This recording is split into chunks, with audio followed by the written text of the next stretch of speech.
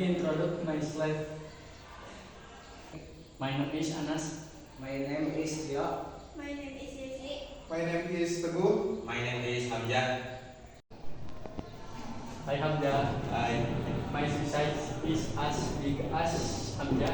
We both wear size 42. yes, our feet are the same size, but look at your shoes. They are smaller than mine. That's true. I wear size 41, so my feet are smaller, but his shoes are the smallest. She wears size 38.